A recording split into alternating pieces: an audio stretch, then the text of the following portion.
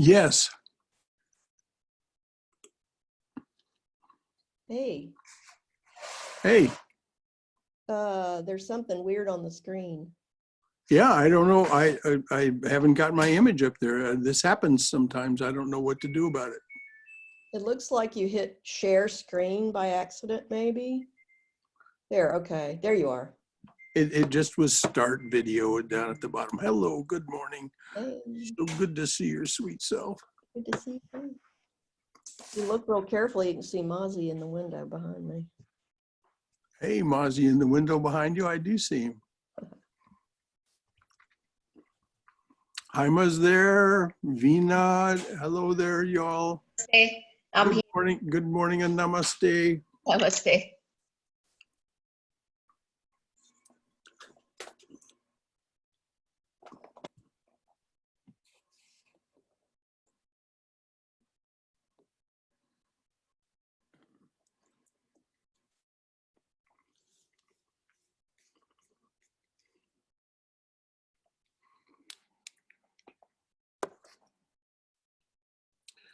It's a lovely Saturday out there. Jyoti, our resident yoga teacher, is able to, for the first time in a long time, teach her yoga class out on the lawn of the place where they hold their yoga classes. I'm so glad for her. Is she doing that today? Mm-hmm. Oh, good. Yeah.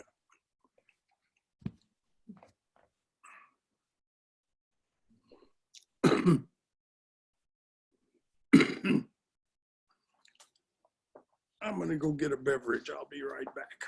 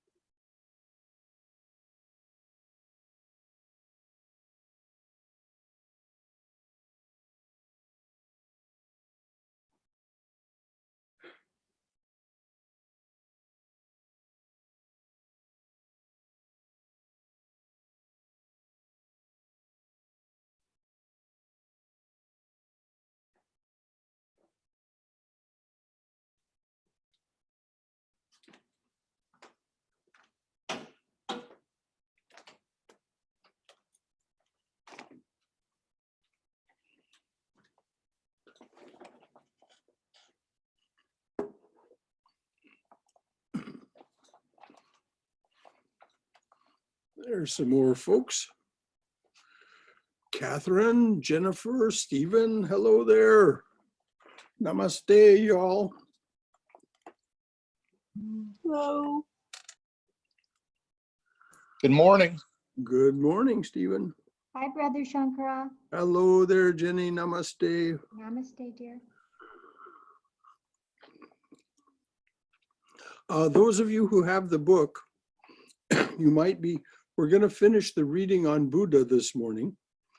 And you might be looking to see what talk, what, so to speak, chapter you might want to take up next. We can just go on to the next incarnation after Buddha, or we can take up something that would be of particular interest to you. So those of you who have the book, Realizing God, take a look and see if there's something that you would particularly like to take up.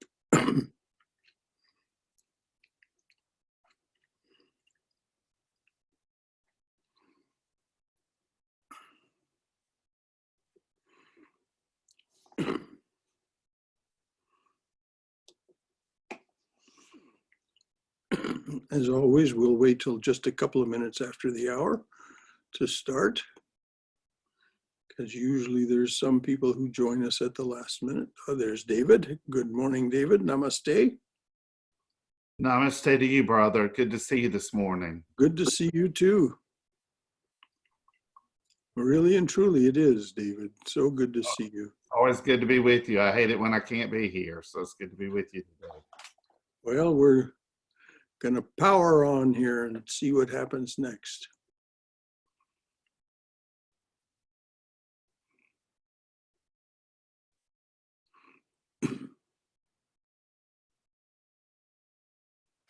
So, David, is the rest of your day a busy one?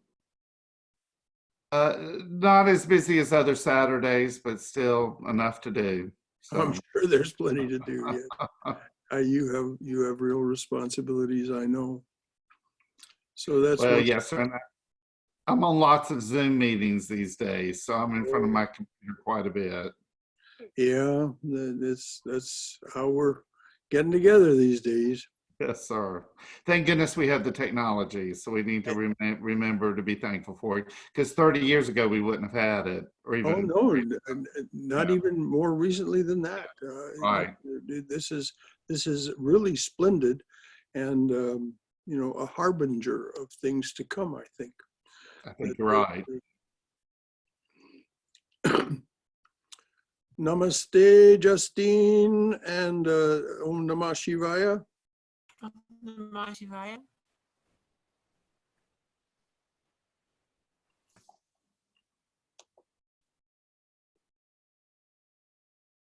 So we'll wait just one more minute to start. To repeat, for those of you who are in possession of the book, we'll finish the reading on Buddha, and then we'll take up whatever it is that anybody suggests, if there is a suggestion. Otherwise, we'll just go on to the next incarnation.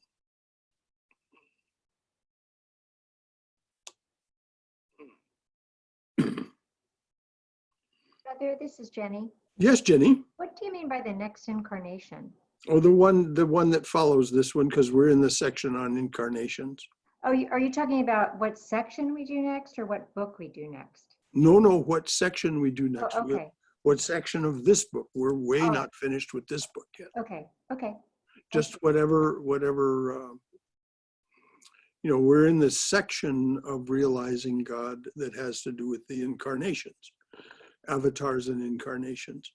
And so we almost finished Buddha last week. We'll finish that this morning. And then anyone who has a suggestion about what we want to take up next, that will be honored. Otherwise, we'll just go on with... I like the priest, Brother Shankara. The next chapter is priest. Good. It's very interesting if everybody wants it. Okay, very good. Here we go. Yes, thank you. I think there's probably a reason that they that he put it in the order he did. So There's if we just- no doubt in my mind. if we just follow that, it's fine with me. All right, very good. All right.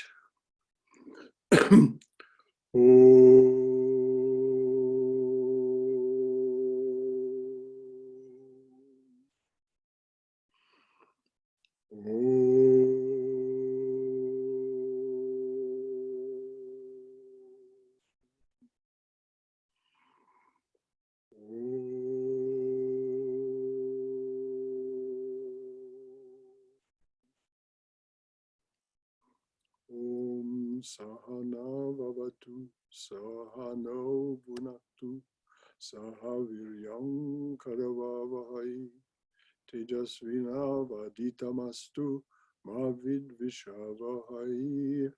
Om Shanti Shanti Shanti. May the Divine Being look over us lovingly as a mother and father. May the Divine Being support and nourish us as a mother and father.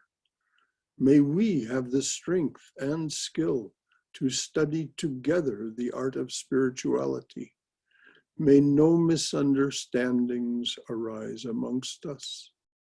Om, peace, peace, peace be unto us, and to all the suffering and joyous beings everywhere. All right, dear ones, we'll take up this last on Buddha. If you remember, Buddha had been spoken of as the compassionate one, the greatest of karma yogis, complete self-abnegation and self-sacrifice for the benefit of the world and for his disciples. Having left a royal palace in what is now Nepal, might have been Nepal at that time as well. In any event, what is now Nepal, because he witnessed the suffering of sickness, old age, and death. He had not been exposed to that by deliberate machinations of his father to keep him protected because of his horoscope saying he would either be a great king or a great mendicant, a great world teacher. So he ended up being the second, and we're coming just to the end of the reading on the Buddha. This is, of course, Swami Prabhavananda's talk on the Buddha. And he says, book learning and the study of scriptures do not make one a teacher of God. Book learning and the study of scriptures do not make one a teacher of God. A teacher has to know God.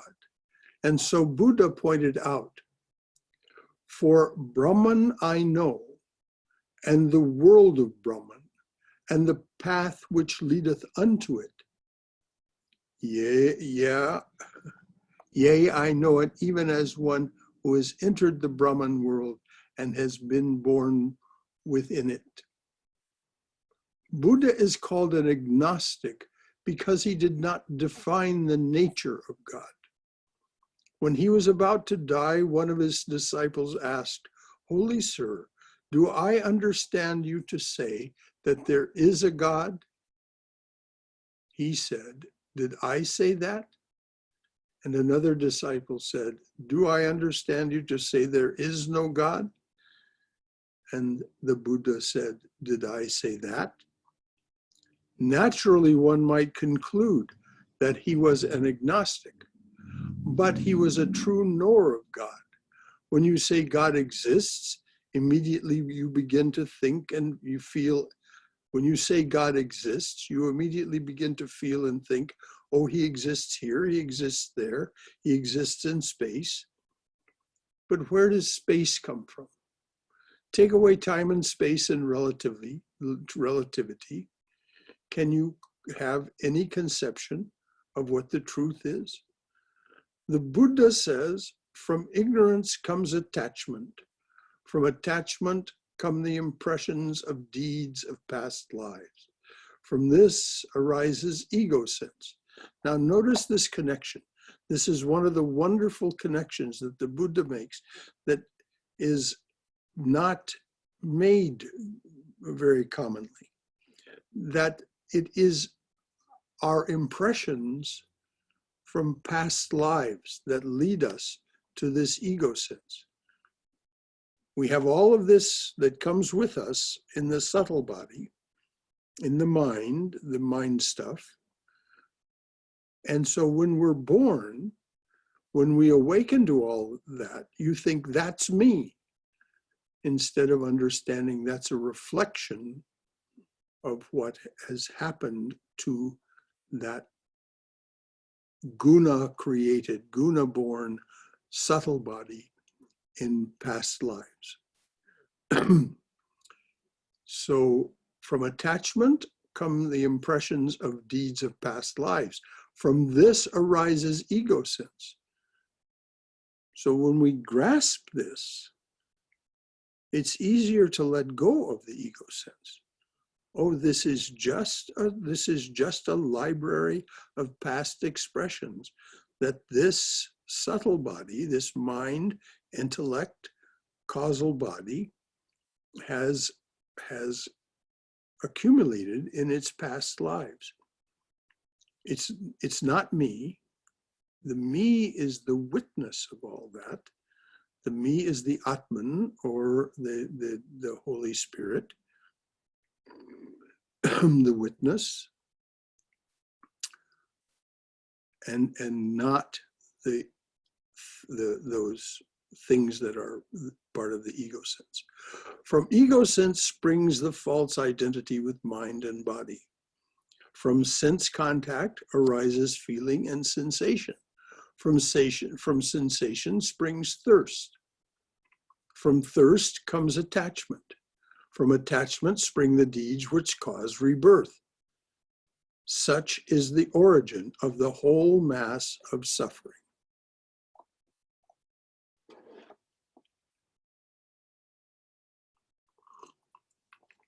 That's a pretty concise formulation, and I recommend it highly to anyone who wants to get a better grasp of how it is that we come to this mistaken impression that I am my thoughts, I am my deeds, I am those things, I am my memories. Something is there, no doubt. It is a reflection. It is a reflection of the one ego, the one ahamkara, the one I maker. And so we attach all of that the Buddha just described to our sense of that reflected I maker, and we think that's me. And the Buddha says, such is the origin of the whole mass of suffering. Buddha then points out that suffering can be overcome by the noble kind of wisdom. Buddha then points out that suffering can be overcome by the noble kind of wisdom. In other words, not worldly wisdom, spiritual wisdom. By knowledge, higher knowledge. Suffering is a direct, immediate experience through our mind and senses and body. There has to be another direct and immediate experience to come out of that suffering. Buddha calls this the noble kind of wisdom, which can be had while living here on earth. It is not just an intellectual understanding or simply having faith. It is a matter of experience. So when we make the effort, as Swami Prabhavananda says, to feel the living presence within us, and we come to know that living presence, we see, oh, that living presence is what is experiencing all this, but it is not any of this. It's simply witness to it. And so the character of suffering changes as Krishna points out in the Gita. It is the breaking, this knowledge, this yoga, is the breaking of contact with pain. And it is a matter of experience.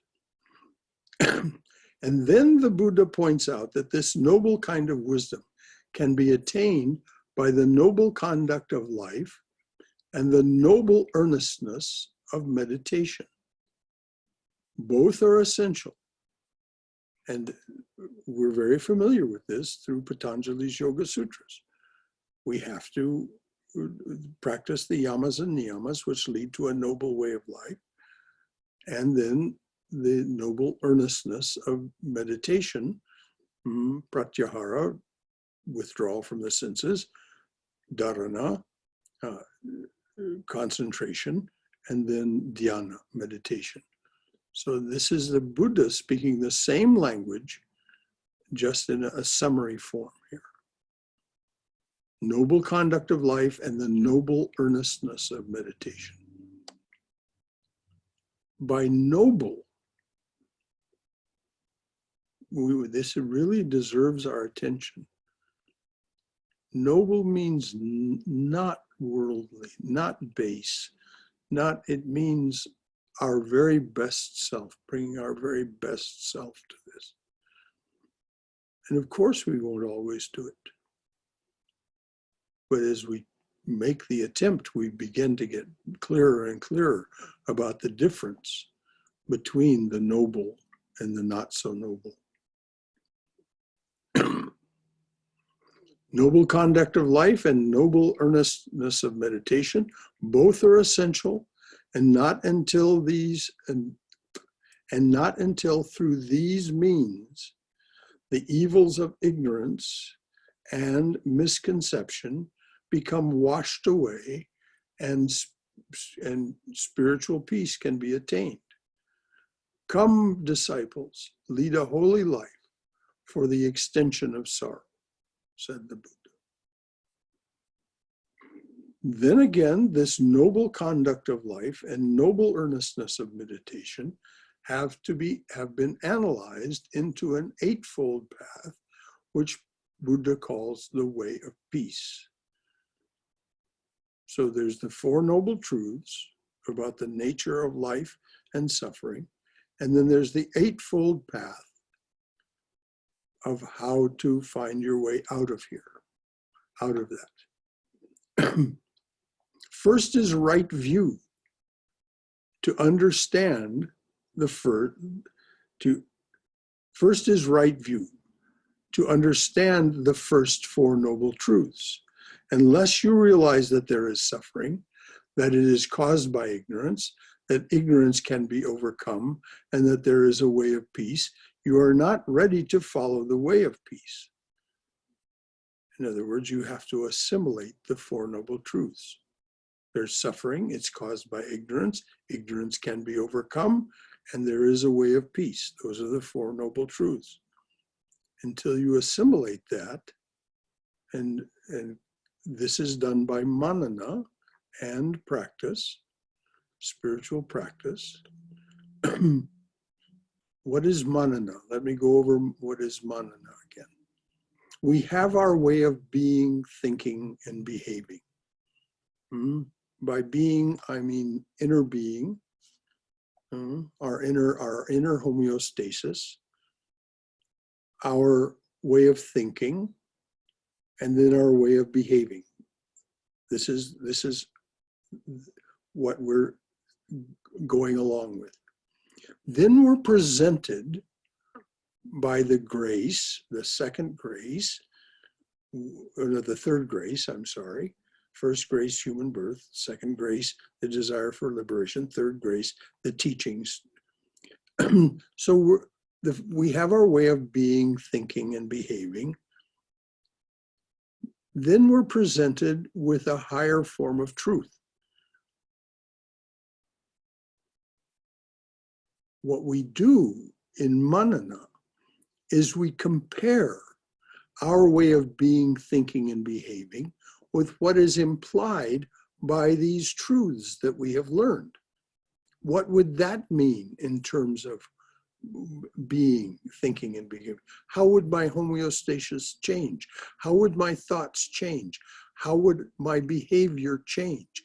As Swami Swahananda used to routinely repeat, the only true measure of spiritual progress is change in behavior. Why? Because our way of being and thinking has changed. So we have our a priori way of being, thinking, and behaving. Then we are presented with these other truths that imply a different way of thinking, of being, thinking, and behaving. Slowly and slowly, we compare the two and say which leads to greater freedom, which leads to greater happiness and less sorrow. Ultimately, we become convinced that the truths are more powerful than our own way of being. Then we're able to pursue those truths once we've convinced ourselves that they're better than what has been produced by all of those past lives that brought us to the current point where we learn some higher truths. Now, because that's such an important point, I want to pause here and say and ask that we do now do this together for a bit. Any thoughts, questions? Because we're about to wind up this Buddha talk, but I don't want to get past this point. We learn that there are the Four Noble Truths. There is suffering. It's caused by ignorance. Ignorance can be overcome, and there is a way of peace. Now, this can be applied to any of the yogas, not just the way Buddha teaches. So, any comments or questions about this business of getting to the point where we're ready to, as the Swami says, then you're ready to follow the way of peace. Brother Shankara, Yes, Haima. I have a comment on this. Yes. Actually, just yesterday, I was about to text my children, my son and daughter-in-law, about watch out about the kids are getting coronavirus and there is a Kawasaki going on. I'm kind of concerned. I hope you are watchful. Then I almost texted halfway through. Then I stopped myself. I said, why am I being so attached? They're all in 40 years of age. Why should I be telling them? It may make them feel like so young. I don't want to do this. I'm too attached. Whatever happens, it's going to happen. And I just erased all the text, kept quiet. Then I realized there's really nothing I can do if something really happens there, which I'm 2,000 miles away. I can't even go there. Whatever happens there in God's hand, I just released myself. Do you think this is a manana? Oh, it certainly is a manana. You It is the result of manana. Yeah. Exactly, Haima. Exactly. You changed your behavior. Your old way of being would have been to reflexively be the teacher and the mother and say, and give them this instruction. Yeah, as a mother. Because of what you've learned, because of what you've seen, you thought, no, they don't need this. Yes. Furthermore, it's in God's hands. Yes. They're adults and able. I don't need to give them this coaching. Exactly. I can just, whatever I do, I should just lovingly affirm them and share with them whatever they offer to me. Yes. If they offer you sorrow, if they offer you joy, share that with them. But you absolutely, this was the result of manana. This was the result of, and your behavior changed. And from here, at least, it looks like very appropriately. Thank you for that comment. May I say something? Please, yes, dear, of course. Just carrying the same strain of thought that Hema expressed. Assume that the consequences are far from happy, if not tragic. Then, how would Hema look back? What would you say to yourself?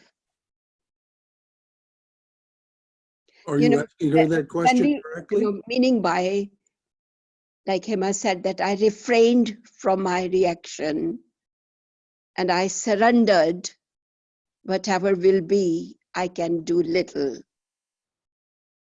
And I'm saying, so far, so good. God forbid, if something happens which is unhappy or tragic, Mhm. then how do you reconcile?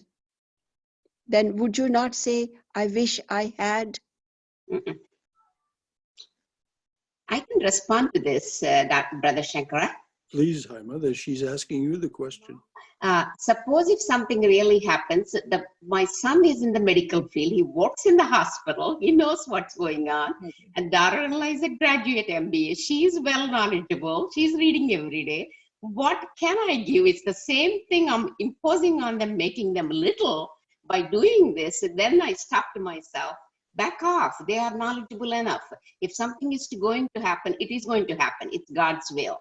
Whatever happens, it will happen. It will be what it is. So when I backed off, I felt so much better. All I texted was, how are you guys doing there? And then they said, we're all fine, Mom. Everybody texted me back, and that's it. Case closed. And if it's going to happen, it's going to happen. No matter whether I say it, they already know what's going on in the world. They already know what's going on in the hospital. And he sees the kids. So why should I be imposing was my choice of decision. You got it, Memo? That's, Yeah, yeah. you Yeah, see, I'm lucky that they are very responsible, alert ones. Vimala, I'd like to add something. Sure. please do, Brother Shankar. When we look back, when we project backwards and say, oh, I wish I had done this, I wish I had done that, how fruitless, how absolutely wasting time. Yes. We make our best decision in the moment, we act on that decision, and then we move on. If we spend time recriminating with ourselves later, we're just practicing another kind of foolishness. That's right. I agree with you. There is absolutely nothing to be gained by recriminating with ourselves for what we didn't do Mhm. or did do in the past. We look at this moment.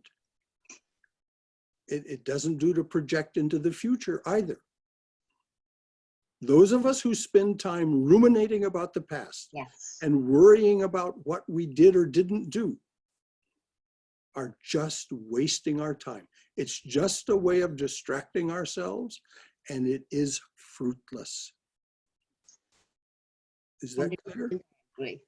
Most misery is caused by living in the past, Brother Shankara, not living in the moment. We always think of the past, we cannot live in the past.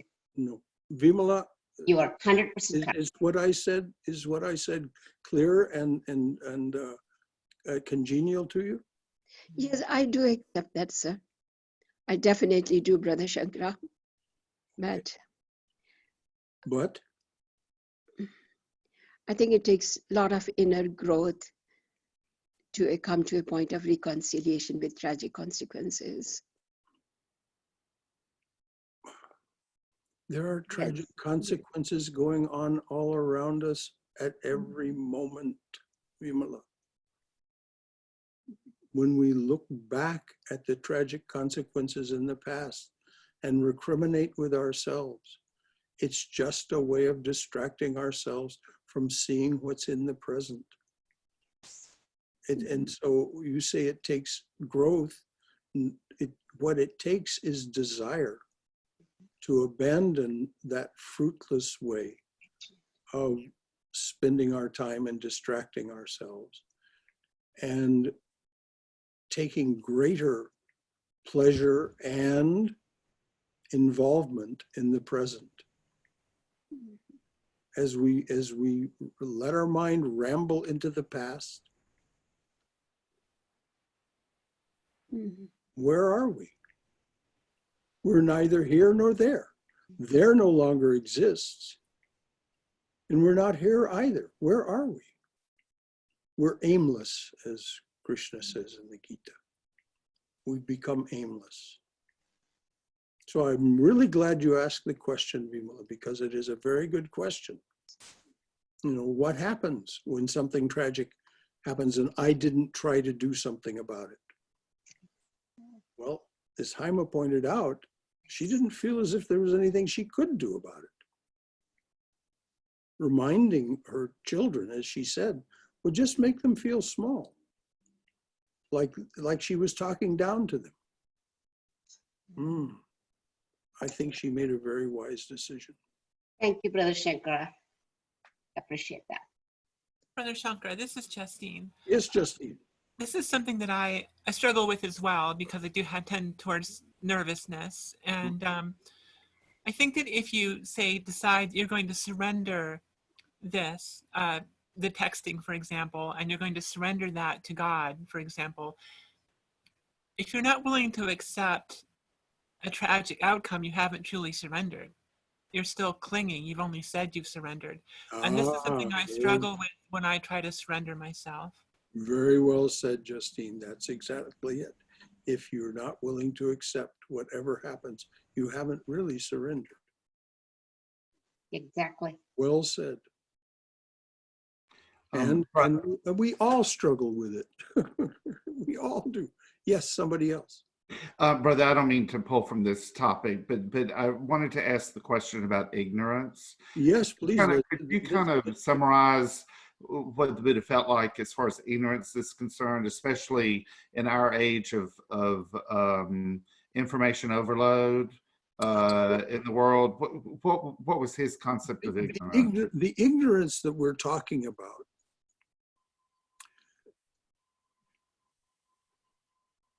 is primordial, David. Mm-hmm. The idea is that God alone exists, omnipresent, omniscient, omnipotent. But we have this absolutely incontrovertibly clear impression that there is a universe and ourselves within it. This is called Maya. It is the primordial ignorance that there is a universe, that we are truly separate from God and the things of the universe. That is the primordial ignorance, that there is duality, when in fact, there is only unity. There is only I and my Father are one. And it's true of all of us, not just Christ. So, but we see it differently. We definitely see it differently. And there's no way around it. What we have to say, well, this is the higher truth that I'm taught is my way of being, thinking, and acting is, which is the more powerful truth in terms of giving me freedom and happiness and breaking of contact with pain. And so then we begin to see our perception of duality, our perception of universe as anything separate from ourselves, that we are that, we are the divine being. Aham Brahmasmi, I am Brahman. Tattvamasi, thou art that, thou art Brahman. So the ignorance is the primordial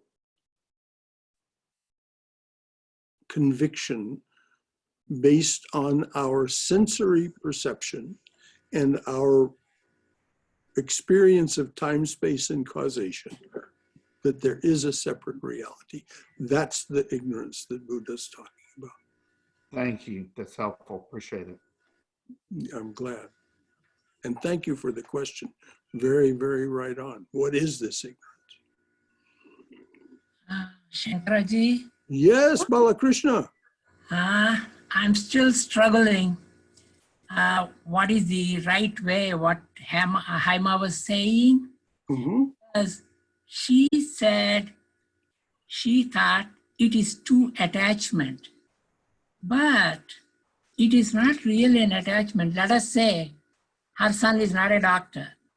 All she is doing is passing the information. But Balakrishna, her son is a doctor. Okay, You're setting up a straw man argument.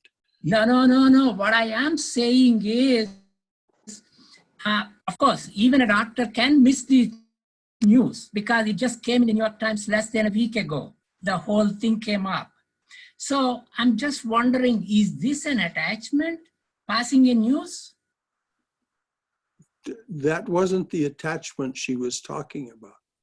The attachment was to the idea that she knows more and needs to tell them how to think and behave.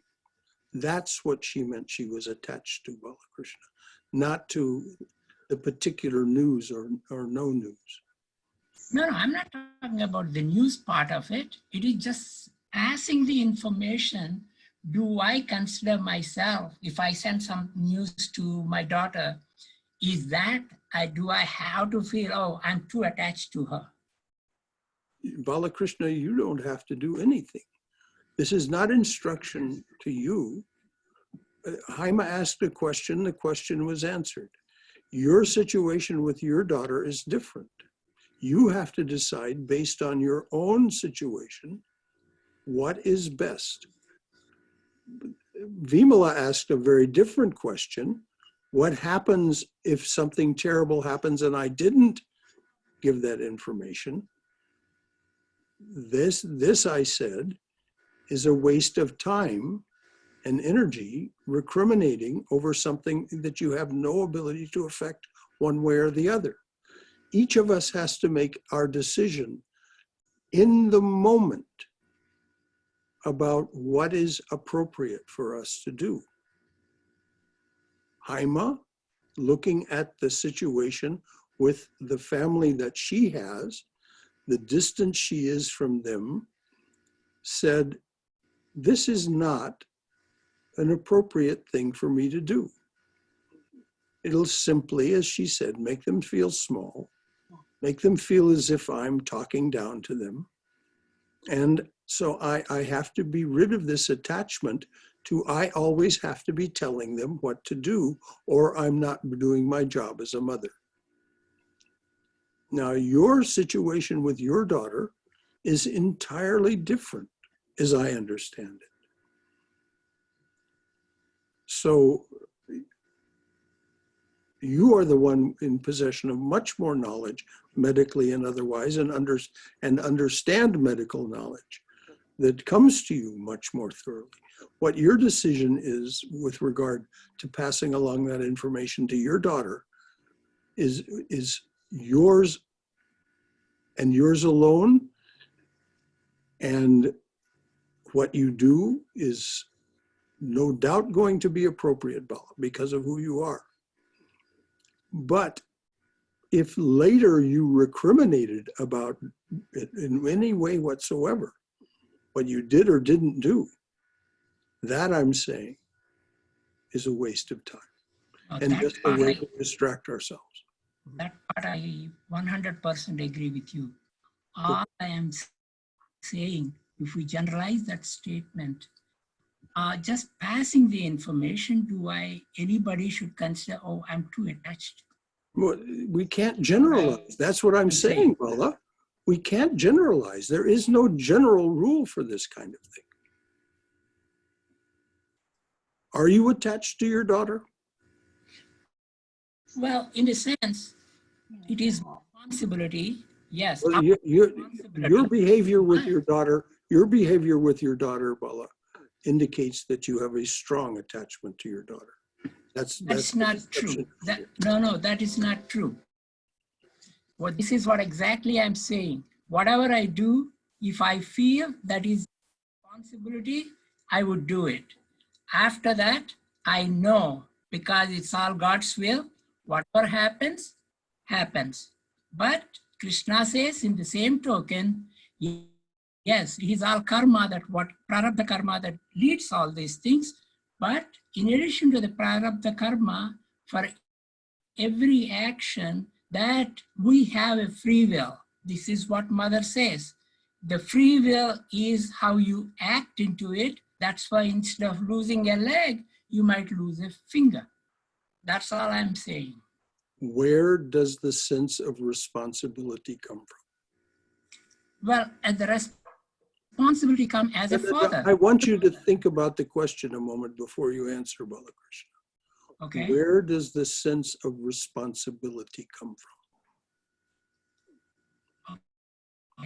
The responsibility, there are two ways you have to, understand. Yes, all these kids, they were not born to you. You are not attached to them and all those things. These are all God's children. I agree with that 100%. There's no question about it. It all happens for a reason. But the responsibility comes as a guiding force, whether they know it or not, to pass on something. That is my responsibility. That's all I'm saying. But you didn't answer the question of where the sense of responsibility comes from. Well, this is what I am saying. The responsibility comes because I have a free will. That free will takes me to that responsibility. But I do accept, I surrender, yeah, it's all God's will. Things happen according to the karma. And so, as I said earlier, Bala, because of who you are, I'm sure that each of your decisions is appropriate.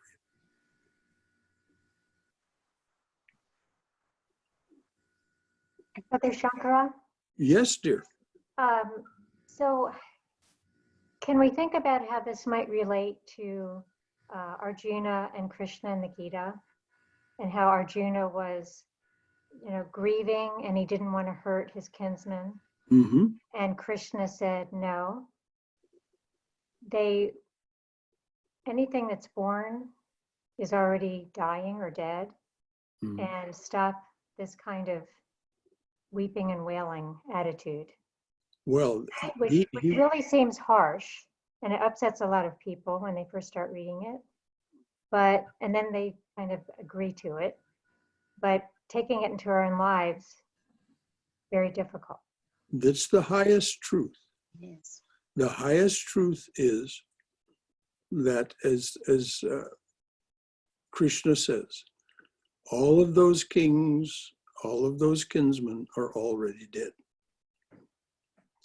There is no, in other words, they never were alive. It is only a seeming. It is only an illusion. All of it is an illusion. But because we're participating in the illusion, we must participate. Well, we don't must, but it's probably best for us if we participate appropriately. And so Krishna gives Arjuna the instruction on how to participate appropriately. Get up and do your job as a Kshatriya and fight. Fight this righteous war. This is your swadharma. So, yes, the highest truth should never be compromised. We should never compromise the highest truth. We may compromise our behavior, in Balakrishna's words, because of our free will. But we must never, in our minds, compromise the highest truths. Those are the highest truths. Whether we can live to them or not is our decision, moment to moment to moment to moment. And in many moments, of course, we do not live to the highest truth.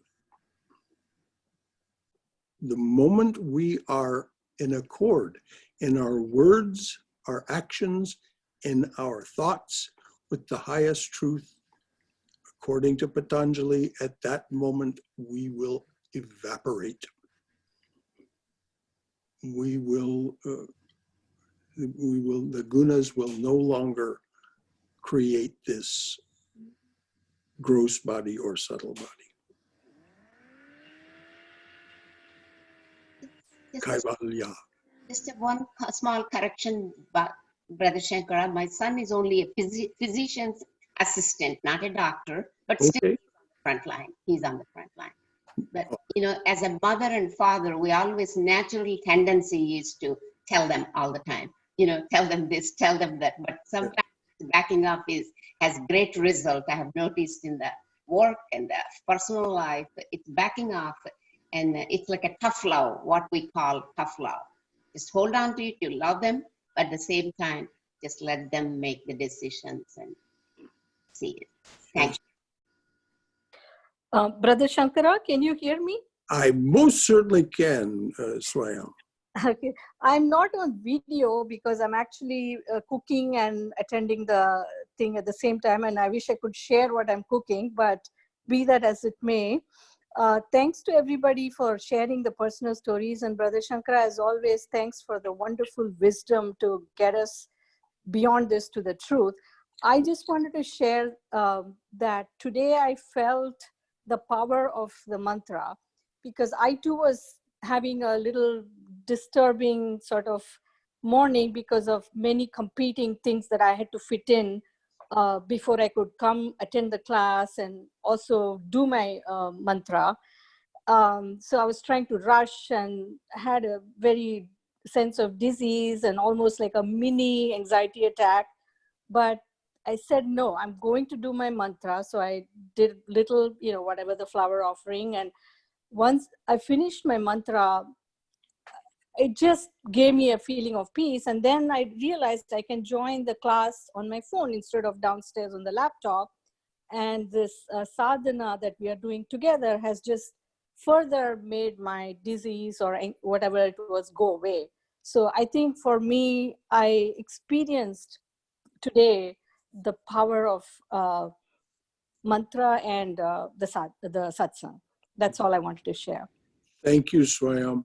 Now let's just talk about the power of mantra. What is the power of mantra? There are two things. The power of mantra is first in the mantra itself. The syllables that are in the mantra, they are full of power. The second aspect of mantra is that it is great training for the mind. As we learn to concentrate on the mantra, we learn pratyahara, we learn dharana, we learn to pull our attention away from other things that try to interrupt our repetition of the mantra, and we learn to keep our focus on the mantra, on those powerful syllables. And so we practice withdrawal from the senses, and we practice concentration by the mantra. And yes, Swayam, your experience with the mantra giving you peace, the power of the mantra is such that it can give you peace. And as I've said, there are mantras for in every tradition. For the Christians, there's that wonderful Jesus prayer, Lord Jesus Christ, have mercy on me. It has two bijas in it, two great powerful syllables. One is Christ or Christos, and the other is mercy. We don't even begin to understand the word mercy.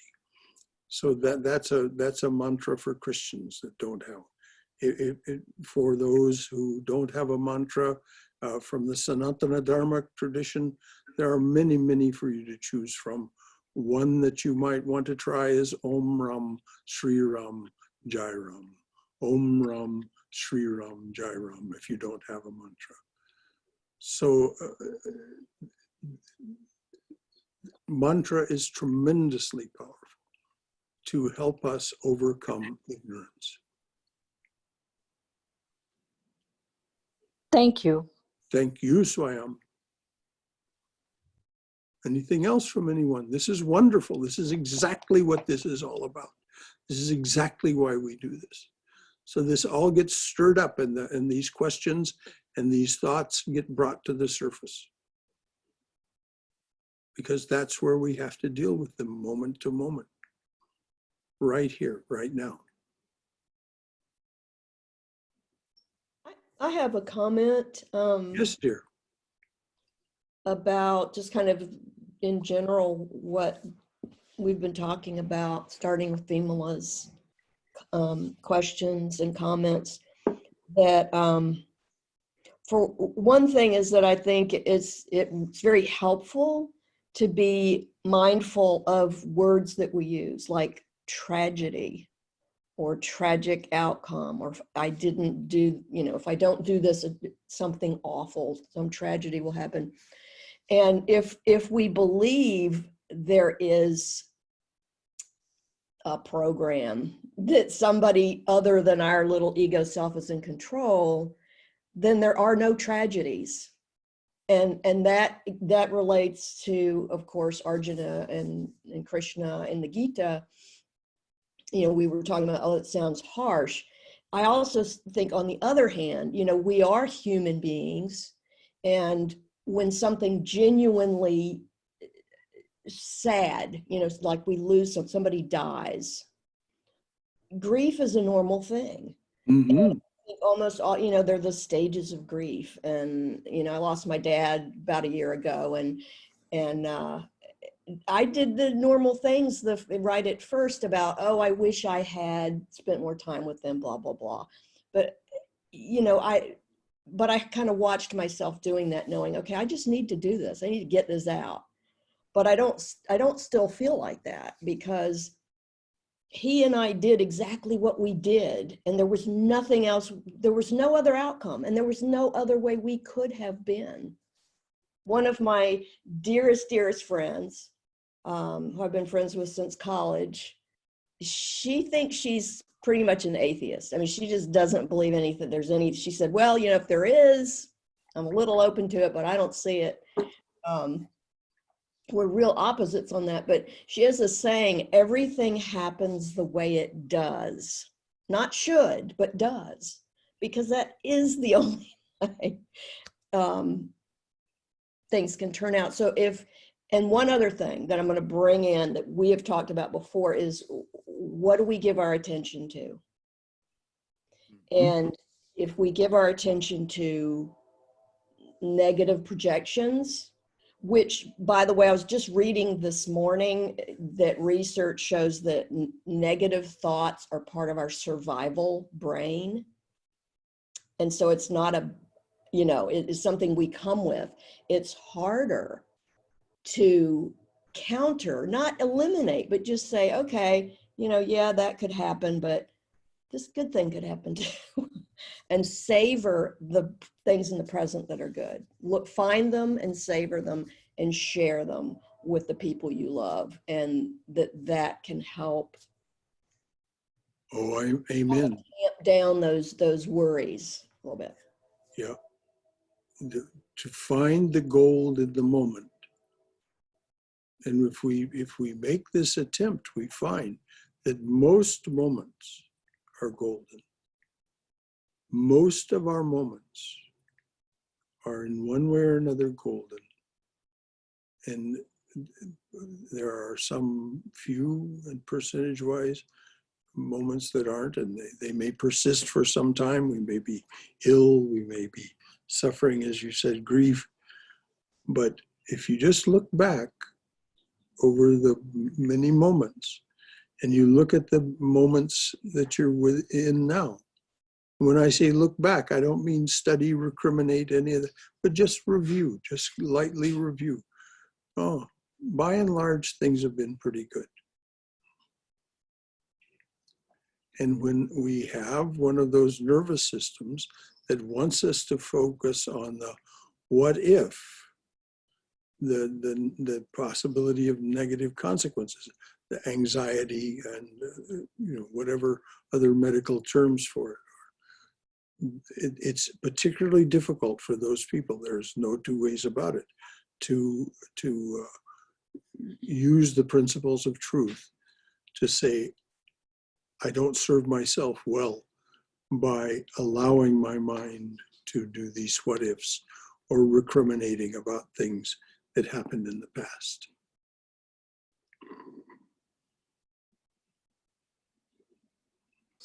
Anything else? I really appreciate that, Cyndi. Thank you for sharing that. Thank you, James. Brother Shankara, Yes, Swam. the the nonviolent communication workshop that is being conducted. Yes. A little bit of the teaching there is also tying with this in some ways, in the sense that, from what I understand, that majority of our behavior arises out of needs, met or unmet, which then gives rise to feelings, happy or sad. And until we get in touch with those, then we are not sort of responding. And sometimes the judgments that we do without getting to the root is basically telling ourselves stories. Yes. Like you said, a lot of things don't happen. Most of the time, life is good. Yes. The unhappy part is the thinking and the dwelling about things that have not happened and may never happen. So Yeah, this whole process is about... As Mark Twain said, in my life, many thousands of terrible things have occurred to me, most of which never happened. And so he had that kind of nervous system that had that kind of anxiety. And yet you can see what happens when you overcome it. Look at the productivity, the great literary output, a giant. So is this easy? No, it's not easy. Is it gratifying? Yes. Is it worthwhile? Yes. But it is not easy. We are overcoming, as the Buddha points out, the product of many, many lifetimes, that we have this way of being, thinking, and acting that is in accord with, as Cyndi brought up, our survival mode, our reptilian brain, all of this that, so we mustn't beat ourselves up for being human beings. No, we must exult in being human beings and say, oh my God, I have all three graces.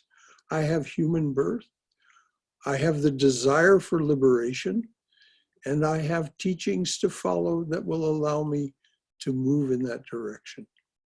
And ultimately what happens through this grace is as you raise your sails and catch the breeze of grace, then you find that your mind becomes your own guru, and you make very appropriate decisions about what to do. As Sri Ramakrishna says, you become as an expert dancer. You cannot put a foot wrong. Why? Because you're not moving to the music is moving you.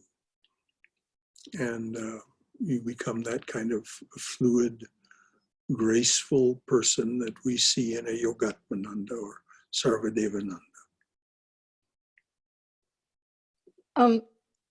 I suppose, or I guess I'm asking a question. Is this where the difference we can see between human beings, or even though they may be very successful ones like Lincoln or William James, just to name a couple, who also suffered from depression, anxiety, or whatever, and the saintly beings like Sri Ramakrishna, who despite his cancer was always in an exalted state?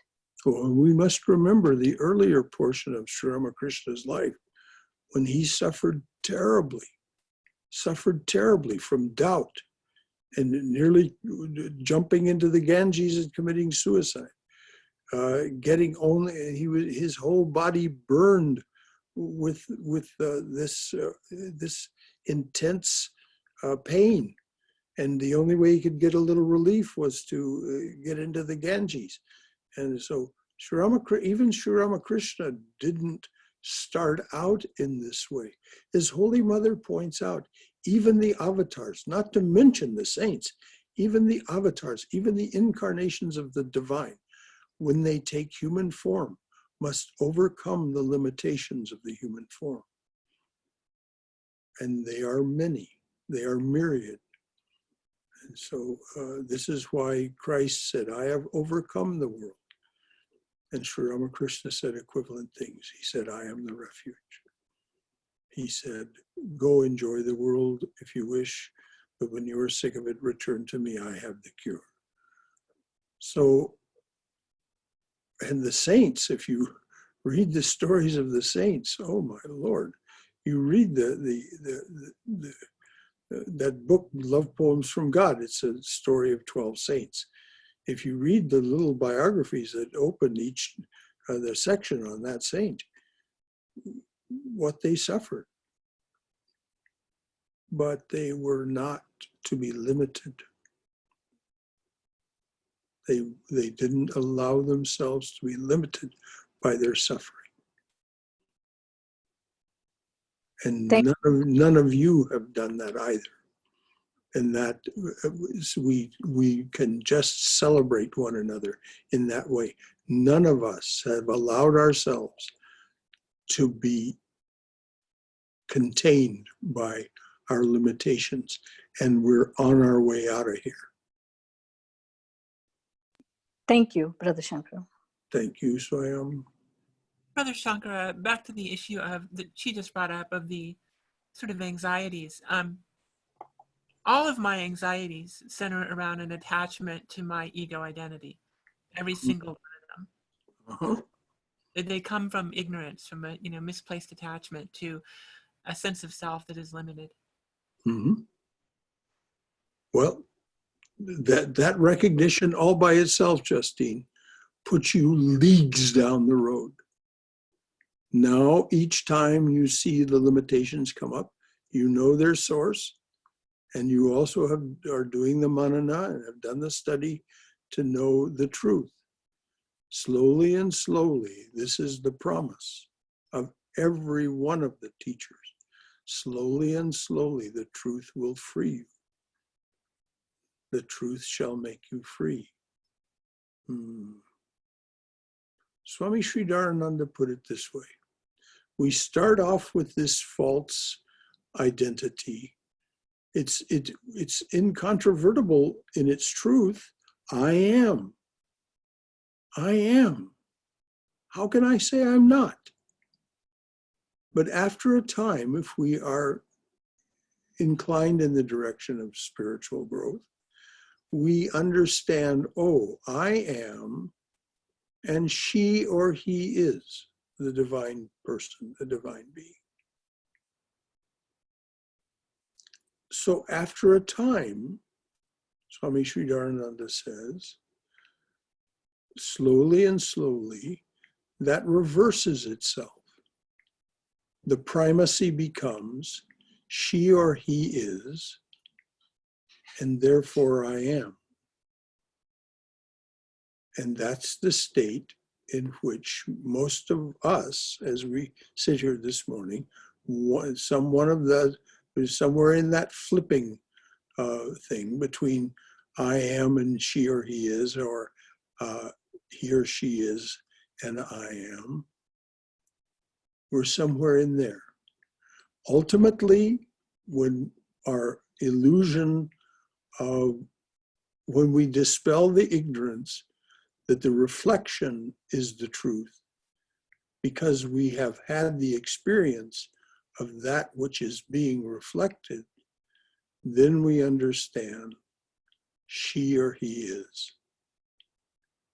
And I am not in any profound or deep sense. I may continue to exist as a living being, but in Sanskrit, I am now Jivan Mukta. I am free.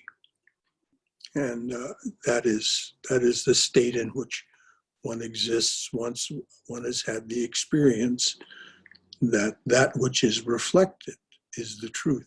And of course, it's just overwhelming in its power. There's no possible way of denying it.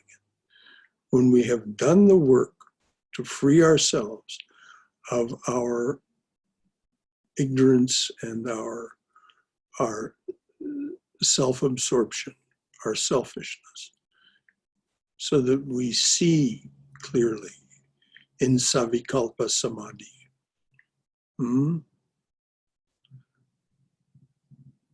That is the truth.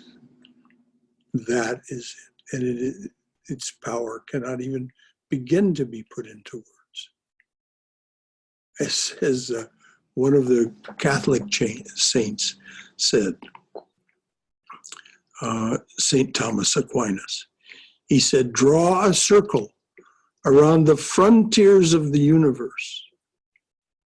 He says, draw that circle around the frontiers of the universe. God can barely fit a toe there. And this is what we are a reflection of. This is the truth of our being. And ultimately, each of the great teachers says, just make the attempt and you will come to know it.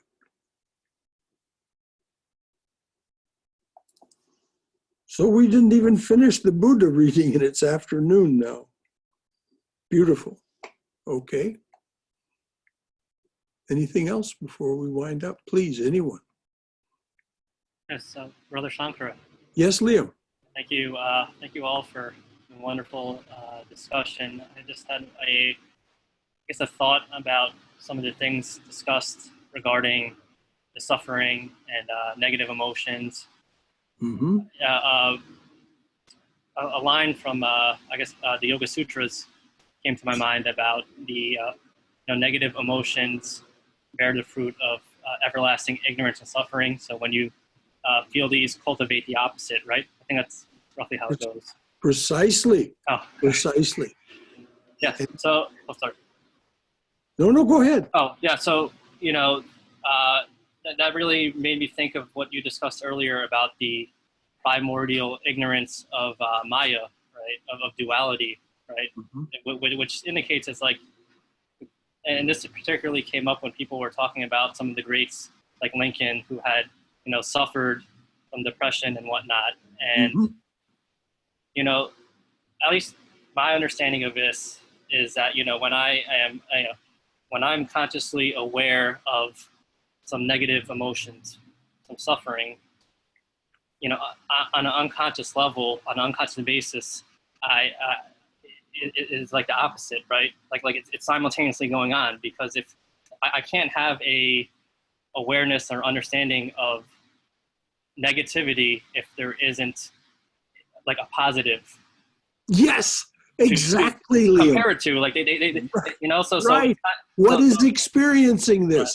Right. What is experiencing? When we identify with the experiencer, with the witness, we see, oh, it's absolutely invulnerable. Right.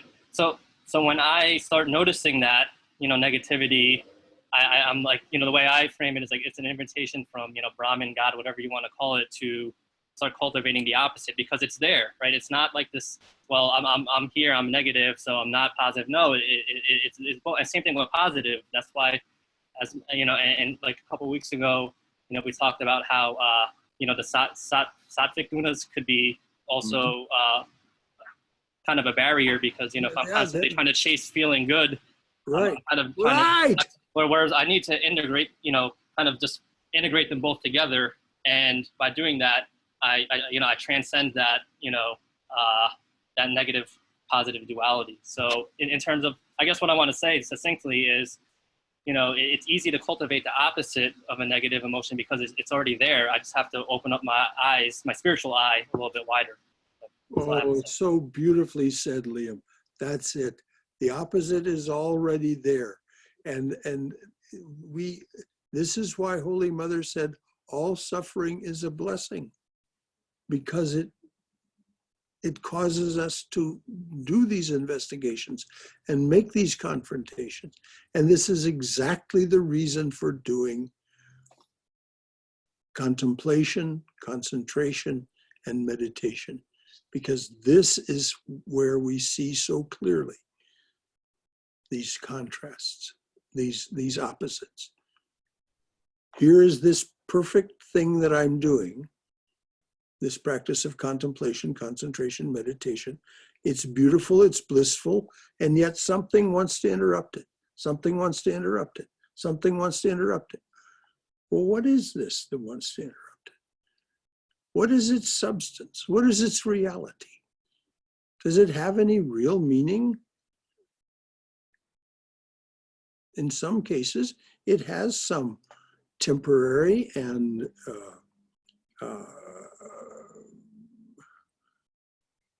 partial significance, but it certainly isn't as significant as our spiritual practice. So it puts it in its place. And we can deal with it, or we can simply set it aside and say, please go dormant. This is no longer your realm. Brother Shankara, as you share that, as one more thing to add to that is, yeah, when I feel that, what I do is I ask it, what is it trying to teach me, or what does it want?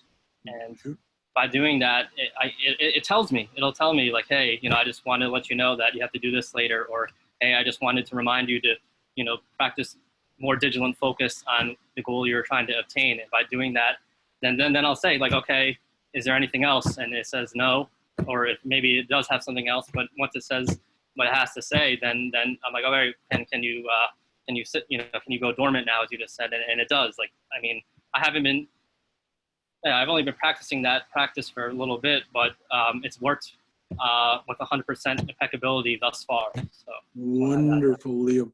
Exactly. And that voice that you're hearing is the voice of your buddhi. It is the voice of buddhi. Again, there is only one buddhi. It reflects itself in us, in the sheath, the intellect sheath, the sheath. But it is that voice which is always reliable and always will tell us the truth. So it's so perfectly said, Liam. That's wonderful. Anything else from anyone? Well, this was just wonderful.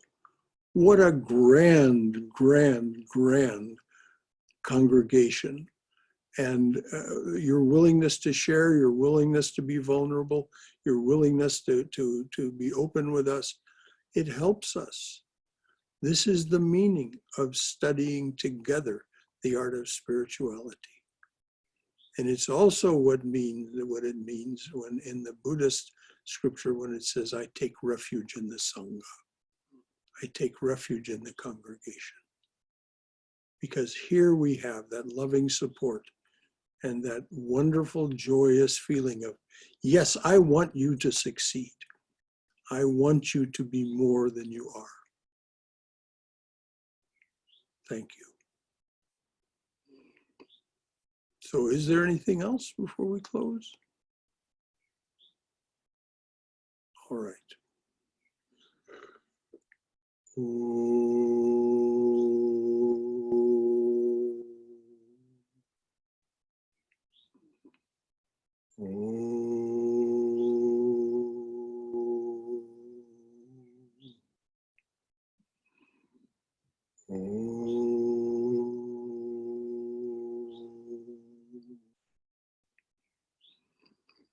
Oh, dearly beloved, a flower for each one who comes to your open door.